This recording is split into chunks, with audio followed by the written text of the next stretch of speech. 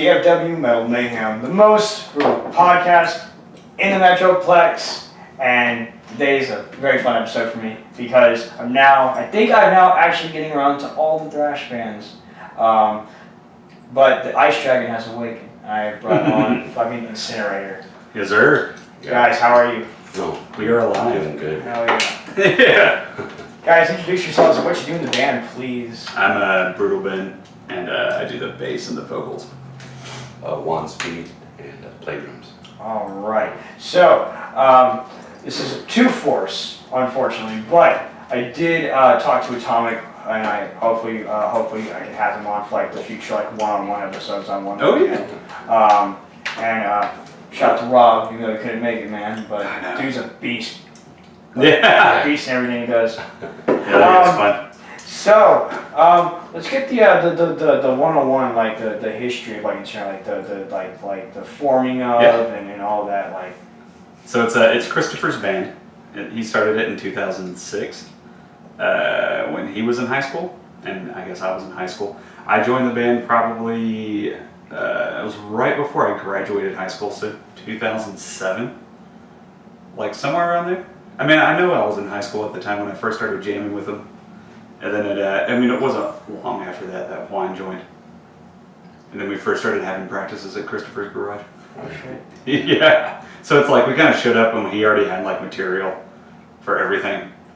And then, it wasn't long for we started doing demos and everything. We probably did a demo like almost immediately. Yeah, the rights of execution. Yeah. That demo was sweet. That was awesome. That's a lot of fun. That's how it should be though. Like when I first started Skull Archer, before we had our first show, we already had a demo that we were ready to sell people.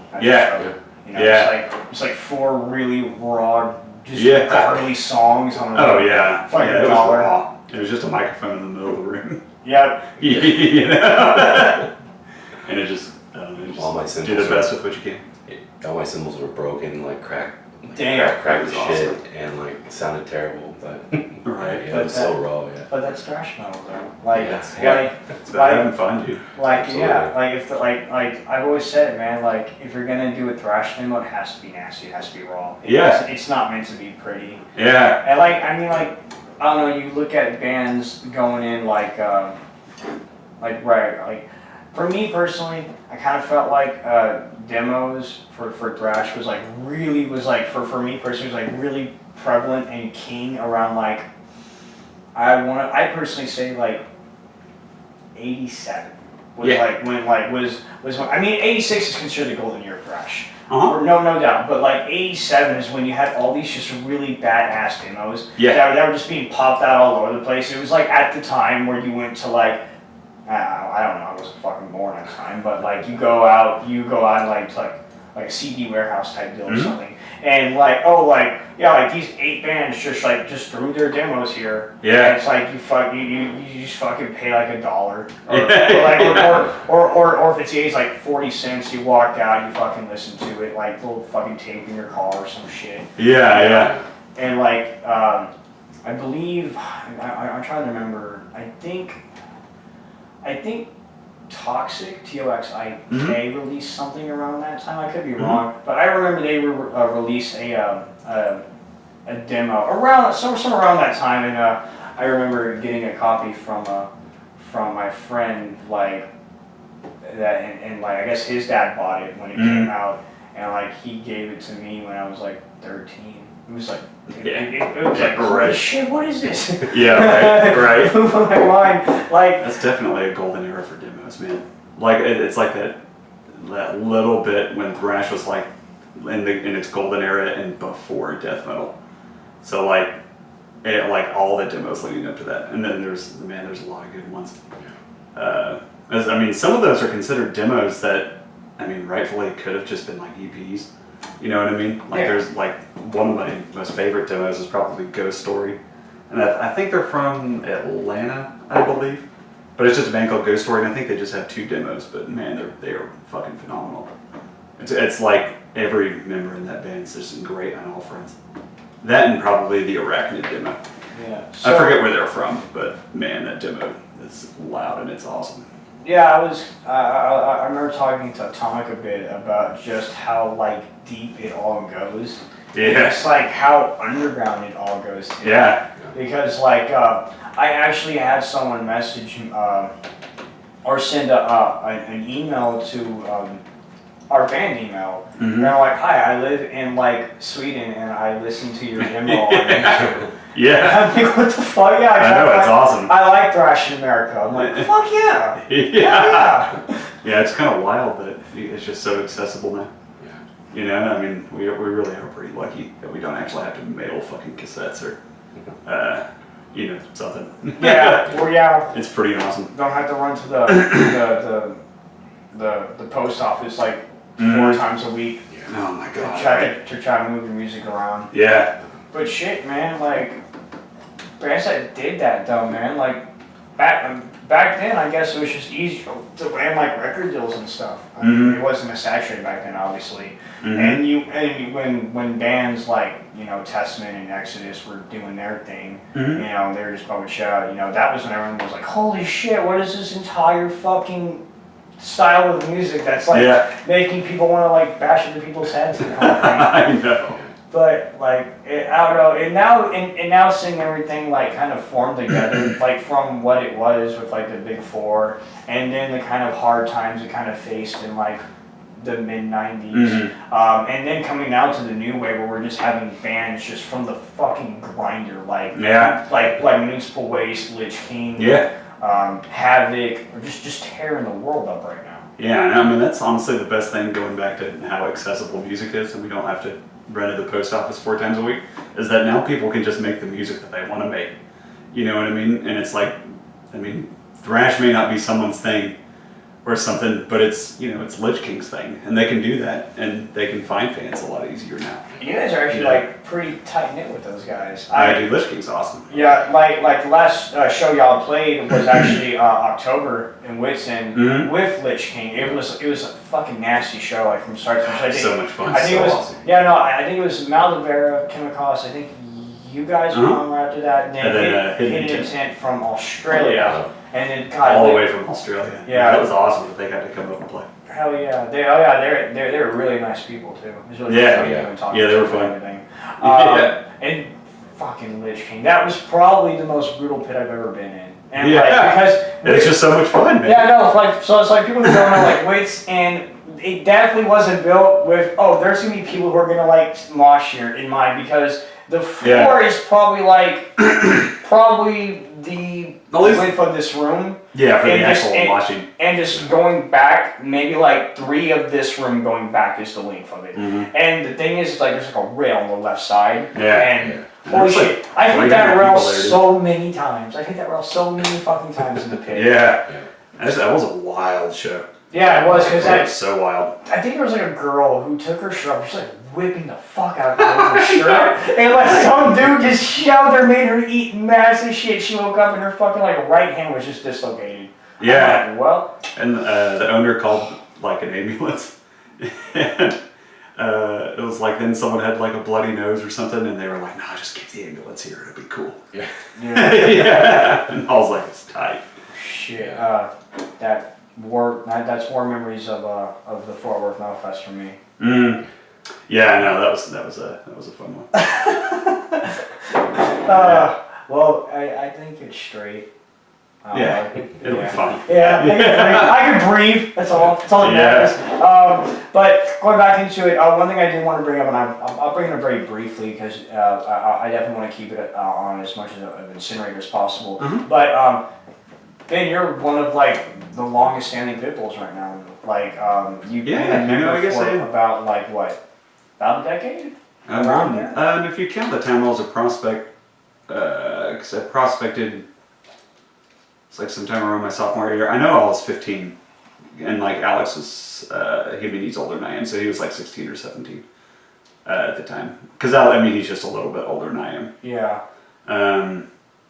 So yeah, almost half my entire life. Holy shit, that's insane. And wait, damn, because now there's like an age limit for bringing people in. I guess there wasn't back then. Now there is now. And then also when we joined, Kamikaze was there, you know, Joker and Carlos, and I believe Ace was there, and it was like, and then obviously David. So it wasn't like 30 5 people or whatever. Yeah, You know, it was yeah, kind of still waning numbers around that point. Yeah, and metal was still kind of on the upswing back then. So it's like, honestly, going to shows back then compared to now, it was like, I mean, I'm just trying to think of like a show. Like I saw Vader with Belphegor and Unleashed all in the same show at the Ridgely Theater, and there was like 50 people there, or 100 people maybe. Do you remember that show? Do you know what I'm talking I about? don't remember that one.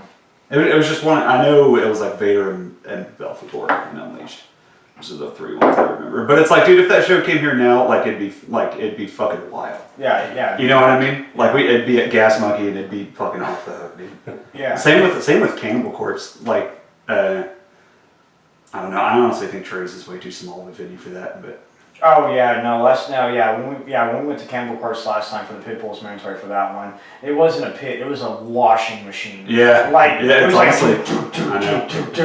It was nasty though. Like it got really intense at some Yeah. points. But when Power Trip played before them, that was a pit. That was like a fucking mix, because Power Trip kind of brings like that that weird crowd, that kind of like, there's like half moshers, half hardcore dancers, and so there was definitely people competing for space on that one. Like that. Yeah, right. Stupid nasty. But I bring it up because not only are you in this, but you are also the bassist in Thy Antichrist, which huge black metal band just got signed. You guys are absolutely smashing out the world right now, and appreciate it. being a Pit Bulls member, you're going around the world, you're repping the shirt wherever you go, and you're getting noticed by people like John Gallagher, and like pretty much because of the Pit Bulls, not really the other things. But I mean, in that regard. But it's just wild because it's like they recognize that. There's still a ton of people that recognize Insinnerator everywhere I go. Hell yeah. You know what I mean? Just because it's been so long. Also, like that whole 2006 to, I don't know, 2009 or 10 was really when that new wave of thrash was on that upswing. You know, when like Vector and Merciless Death and Fueled by Fire and all them were just like exploding around that time. And Heavy Artillery Records was a very prominent thing. And it's like if you released a demo basically in 2004 or 5 or 6 that you got, you were going to go on tour and have fun. Oh yeah. Ex Mortis was a big one, and Witch Haven. Oh yeah. You know what I mean? Yeah, so Ex Mortis has done really well now. They've been playing a lot of shows. Ex Mortis is awesome though. Yeah, they opened up for fucking the Martin Marf. I went to go see them. And then actually before that, I went to go see Arsis for their 10-year anniversary for their first album, and they opened that up. When Rail Club had that really small stage, and before they moved it to the really big one, shoved that shit over there. That was crazy. I thought that was wild. Because like there's like what? I think there's like 80 people there. Yeah. Really small. Yeah. God, I'm glad Rail Club opened it up like that. I am too, because it's sweet in there. Yeah. We don't need to play pool. Just give us a bigger stage and more moshing room, please. Yeah. Yeah. Pretty much what it comes down to. I wish I had a bigger backstage. They should just in a dream world where everything works out the way you want it to. I wish they could buy that building next to it and make it literally twice the size. Well, like not twice the size, but have like the backstage over there. Yeah. You know what I mean? Yeah, that'd be sick. That'd be cool. Make load in, load out like a breeze. Yeah. You know what I mean? Yeah, just like a breeze. Yeah, like everyone get, like your bag gets this spot, y'all get this spot, spot. Like you don't have to walk through anybody. Yeah, that was just like the whole thing about playing there every year. This year and the year before it is that loading gear in and out. There's just a ton of bands that play it. Yeah. And it's like, what are you gonna do? So, I was actually at that show for Insinnerator, the one y'all last played. It was actually my first time seeing y'all, because I came kind of like, because I've been starting to see until about like 2 years ago. And I always heard like how badass y'all were. I'm like, cool, when are they gonna do shows? And everyone was like, never. Right. And I'm like, well, no, I'm not gonna give up hope. I actually found the EP. I fucking jammed the shit out of it. Oh, dude, that EP is my favorite one. So thank you. I love that one.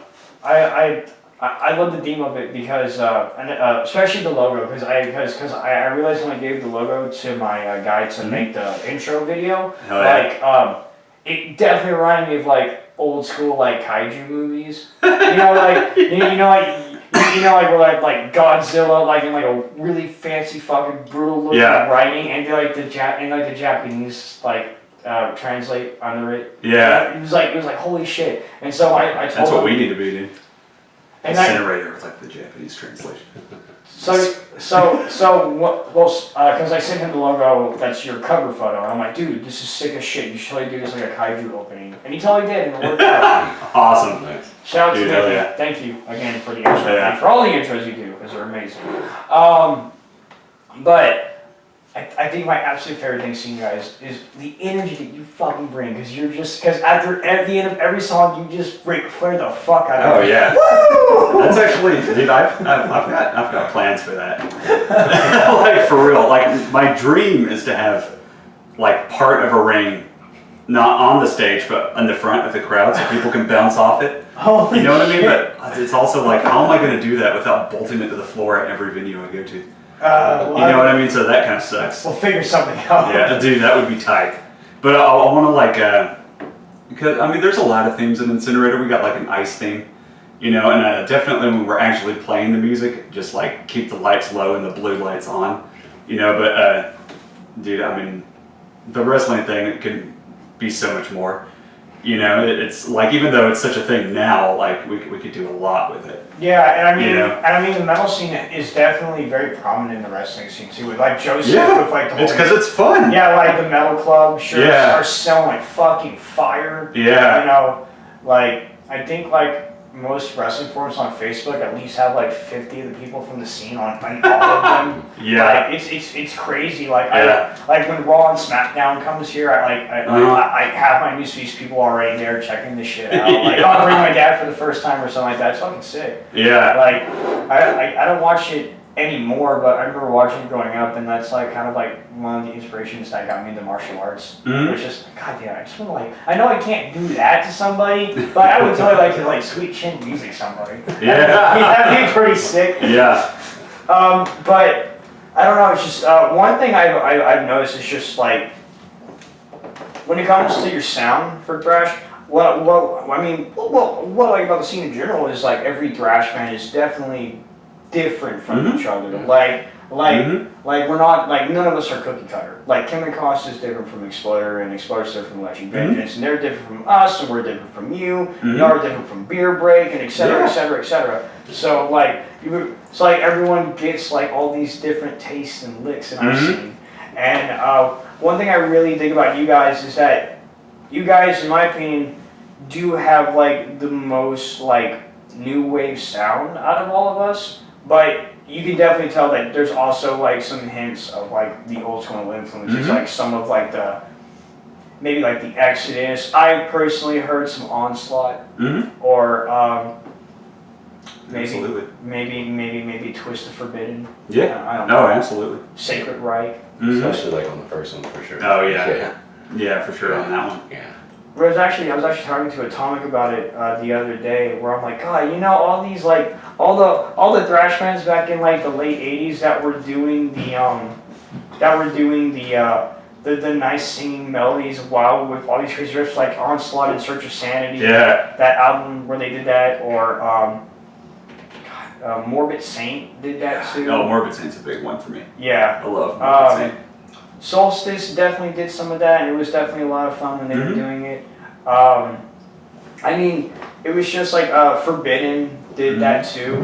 It all just had like a really good sense of direction. And then like you just didn't see that kind of stuff anymore for some reason. Like I mean, I guess the music got a little bit more aggressive, and it kind of called for like a more aggressive tone. Yeah, but you guys happened. Yeah, that then death metal. You know what I mean? Like you can almost hear thrash get more aggressive as death metal starts to happen. Yeah. You know what I mean?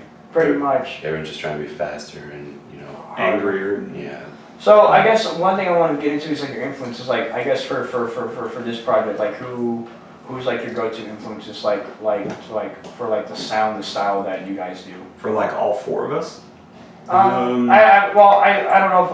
I mean, if you're able to speak for the other two, then sure. But I mean, since y'all two are here, it's fine to sing it from you. Well, easily Sepultura is one of them. Yeah, I was gonna say like easily like Slayer. Slayer. Yeah, Slayer's absolutely. definitely a big one for all of us. Sepultura for sure. Pretty much worship Hallowades or don't. Yeah. You know? But Possessed, I'd say is a big one. Possessed is a huge one for us. Yeah. Yeah, mainly Eyes of Horror, dude. Hell yeah. Eyes of Horror is so damn good. Like definitely Infernal Majesties, Yeah. and then Shall Defy. That's an album all four of us definitely just worship, and then Absolutely. Yeah. All four of us Demolition Hammer. Oh yeah. Like you just easy right there. Yeah, And, Demolition Hammer is absolutely a rip. Maybe not all of us on Voivod, but I definitely love Voivod. It's like maybe not like worship level, but definitely listen to it all the time. Yeah. And Chris listens to a lot of Last Rocket, and man, they are so underrated, honestly. Oh, yeah. Honestly. Yeah. The thing about thrash is like there's a lot of bands in the '80s that were just tearing up, destroying places, but they didn't get the recognition that other bands did. Like I always say Onslaught's like a prime example because in my opinion, I think it's Church of Sanity is like a top 10 album for me, like of all time. Yeah. And like I can compare that album to most other albums that came out around that time from other prominent thrash fans. Like, God damn, this what happened here? Like, I know. Like what sank through the rocks? I know. It's just, I guess back then, it's probably just luck of the draw. Like, who did you play with? What venue? When and where? I think timing was everything back then. Yeah. Oh, and Aspid's a huge one for me. I listen to Extravastation like all the time. I'd say. I base a lot of my music around that, honestly. Them and Voivod and Demolition Hammer is probably what I go to. Arise is probably my favorite, like one of my favorite albums ever created. Like I can jam the entire Arise album all day long. Mine's Schizophrenia, man. Schizophrenia. Yeah, I actually listen to it all the way here. Anything remains for me there. Schizophrenia is really good too. But I'd say like an album that is really influential to us has got to be Eternal Nightmare by Violence. Like that one. Oh my god. Yeah, that one was huge for us. That was just celebrated their all of Stalagmite. It's just violence worship. Actually, Atomic just like seriously though, it's just violence riffs. Then Atomic just got done co-writing an article about I guess violence is about the anniversary. Yeah. Wow. That was sick. I actually read that. Good on you. Yeah. That was a good article. Like hell yeah. All the way. Like that dude is super knowledgeable about thrash. Like, are you talking about Chris? Yeah. There's not one thing about thrash he doesn't know. He probably knows like the bands that formed today that like we're gonna. He does. He does. He just. I see him posting about it because like Insinnerator just got an Instagram and like he'll post about like new bands that have like released stuff, and I'm like, dude, what? Where did you hear about him? Because these guys are awesome. He probably. I actually wouldn't be shocked if he wasn't like a contributor or like an admin on that Metal Encyclopedia website. I think. Oh, maybe. I did some of that for a little bit, but mainly just reviews on it. Yeah, the guy, dear person who did us and put us on there, can you please add David Trevino as our other guitar player? Yeah. Please. I don't know why it's so difficult to add and get rid of members and make use of that website. Honestly, that website could be like god tier if it was just, I don't know, more accessible, but yeah, but I did. I still love it. Oh no, yeah, I heard. I randomly went on there some days in the week just to check out, like just to see like what I can find. Like I just like hit random band button and just find something. Like okay, cool, it's this and this. There's actually a really dope fucking death metal band from I can't even remember the name, but they literally wore like straight up like not Viking gear, but like kind of like Viking. Barbarian maybe. Yeah, like but like it was all plate. It was all plate. Sweet. And like they were just brutal death metal. And like it was like Guar, and Guar decided to just wear fucking plate armor and just sing death metal. Yeah. Like it was sick. And they've opened up for crazy bands like Dying Fetus and Cannibal Corpse and all that shit. And they were pretty fucking big, but they're no longer around. It's kind of horrible when you find a new band that you're really interested in and they're not ever doing anything anymore. But one thing I want to get into you guys with is you guys have been on the hibernation side of things for a minute. But do we have any plans for Insinnerator this year at all? Yeah, I mean, we've got a lot of stuff written, and I mean, that's just been the main focus for so long. That's just kind of all we want to do. And like the big thing with Insinnerator is like if it's not like, or I mean, with any band, if it's not your best, you're not going to release it. But it's just like if it's not like god tier thrash, it's just, I mean, I don't know, it's hard to describe. It's like not going to happen. Yeah, you want to make sure that the product that you're going to be showing, we don't want to take a step back, is the best product that you can put out at that moment in time. Yeah, and then there's also like a lot of things like I don't know, after hypothermia. I mean, we were all basically forced to become adults. You know what I mean? Like having to leave our parents' house or just having to find a career. You know what I mean? Like there was a lot of that going on. In this like hibernation stage, if you want to call it that, Yeah. So, like, I mean, Juan and I have careers now. Robert and Chris have careers. You know what I mean? So I mean, like, there was just a lot of like forced growing up to do. So it was just kind of difficult to kind of juggle everything at the same time. That's understandable. But I mean, we're still here. You know what I mean? We're still writing. Yeah. And the new stuff is like amazing. It's just like I can't wait to get it out. Like you write something and you get so excited about it, but a lot of the times you really do have to take a step back and wait like a week and listen to it again. Yeah, for sure. But I mean, honestly, it'll be pretty soon. Oh, I think. I mean, it's come a long way just in the past like few months. I hear it. I mean, hey, it's completely understandable. Like, as someone who strives to make sure that I can always put out the best of the product that I can put out, I definitely want to put it out. But also just being a new band for us, we just want to make sure that we can get our sound out there heard. That's kind of like, I guess, like the priorities. Like, make sure we can play as many shows as we can for as many people as we can, just so that everyone knows. That way, when everyone knows, we can just hype it up even more. We're like, okay, we're gonna take a break and write an album or something. Yeah. So I definitely get where you're coming from. And it'll be worth the wait. It obviously will be. Oh yeah, no. If anyone was there at that show in October, they definitely know it's worth the wait. Because, holy shit, that place went wild from start to finish. Yeah, like the pits, it was so much fun. Yeah, like the Pits and Mouth Bear were nasty. They were the first band on that. Yeah, there was a ton of people there for them. Yeah, I was like, dang, it's all gonna work out. Yeah, and that was a great show. Yeah, and I think the pit for Chemicals is always nasty, especially when they played that last song. They played Genocide. Like everybody, that indie breakdown, everyone's just like, yeah, you can't stop it. Yeah, they are so much fun live.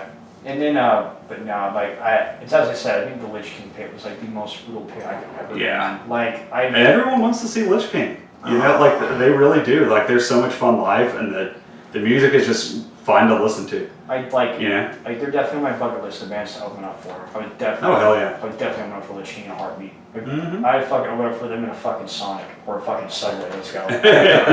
Yeah. But well, so you heard it here. There is definitely future plans. Definitely, whenever there are future shows, you let me know. I'll promote the fuck out of it because I definitely want people to hear more about the good word. If you haven't already, you can go check out the EP on Spotify. If it gives you any idea of where we're at, like we already have artwork and everything for merch. We already have artwork for the CD. The CD is definitely going to be a concept album, which is part of the reason why it's taken so long. But for sure. Like honestly, it's just so much fun working on it that. It's just what's going to happen. And and again, it's releasing the best quality content that you possibly can. When you release something, you want to make sure that you are releasing something. That people want to get. Like people are like, holy shit, this is what you want.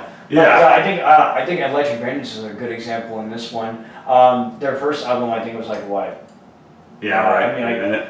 Yeah, well, Street Metal. They've been around as long as we have. Yeah. Like we've played shows with them since the very beginning. 2006 I think is when we started. But like they released like Street Metal Attack. It was like an EP like 2012. They gave it like the 3-year wait. Then Possessed came out, and then now like late 2017 they released Homicidal Relapse and like sick fucking album. And hell yeah. It's like the thing about them is like they have all this shit written already beforehand. It's like, well, we want to wait because we want to make sure that everything's done properly. And fuck, I mean, it worked out for them. Their CD release show was big. They sold a shit ton of copies, and they're still selling a shit ton of copies. In fact, I think they're playing tonight at Wits End, doing the second night of the Suicide Awareness show, and I'm pretty sure they'll be selling a hell of a lot more of them too at that point. So I mean, it's just all in the timing, you know. But it's again, it's just it's just the nature of the beast, and I guess we all care about what we do so much. We want to make sure that. Yeah. When people hear it, they're hearing the best that we have at the time. Yeah, absolutely.